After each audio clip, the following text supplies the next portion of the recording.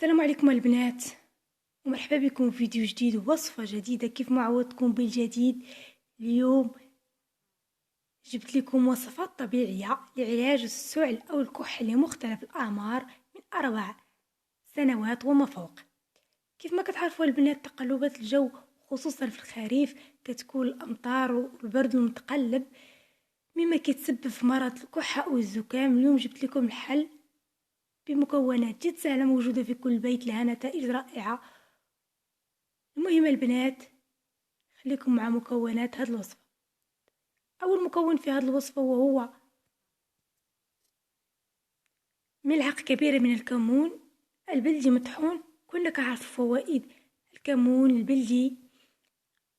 أول حاجة كيزيد إفرازات الجهاز الهضمي، يعتبر من أهم البهارات التي تقوي الهضم، وأيضا كيخفف من الكح أو السعال. دابا البنات ندوز المكون الثاني وهو 2 معالق كبار من زيت الزيتون الحر.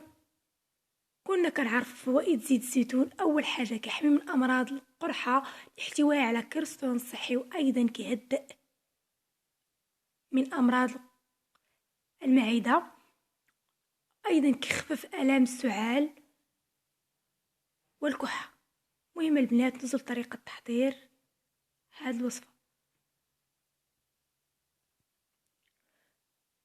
خدي زلافه وخلطي فيها ملعقه كبيره من الكمون البلدي مطحون و2 معالق كبار من زيت الزيتون الحر مزيان حتى كتجانس وتماسك مزيان. باش تبغي تنعسي شربي الخليط وتغطيه مزيان وعرقي عليه مزيان، وان شاء الله هو باذن الله في الصباح فاش تفيقي غادي تحسي بالفرق. كرر العمليه 3 ايام وغادي تشافي باذن الله. دابا البنات ندوزو للوصفه الثانيه ومكونات هذه الوصفه. 2 معالق كبار من عصير بصله حمراء. كنا كنعرفوا فوائد عصير البصل. اول حاجه غني بالفيتامينات والاملاح المعدنيه، وايضا كينشط عمل القلب والدوره الدمويه، وايضا كيساعد على تحديد نسبه السكر في الدم. اهم حاجه البنات مفيد في علاج السعال والالتهابات. دابا البنات ندوزو للمكون الثاني وهو ملعقه كبيره من العسل الحر. كنا كنعرف فوائد العسل. اول حاجه كيعالج الجروح والحروق ويخفف من الام الحلق، وايضا كيعالج السعال المزمن. دابا البنات ندوزو لطريقه تحضير هذه الوصفه. خلطي 2 معالق من عصير البصل مع ملعقه كبيره من العسل الحر مزيان حتى كتجانس المكونات. من بعد شربي الخليط على شكل غرغر مزيان وفرطيه وتغطاي مزيان وعرقي عليه، وان شاء الله وباذن الله غادي تشافاي وتعافاي. كرر العمليه 3 ايام حتى تحصل على النتيجه.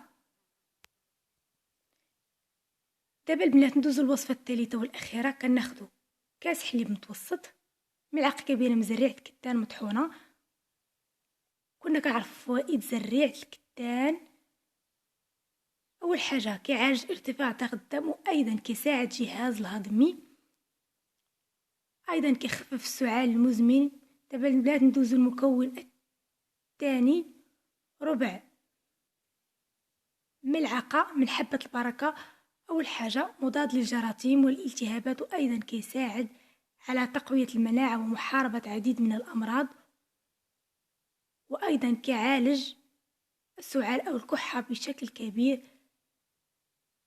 المهم البنات ندوزو طريقه تحضير هذه الوصفه.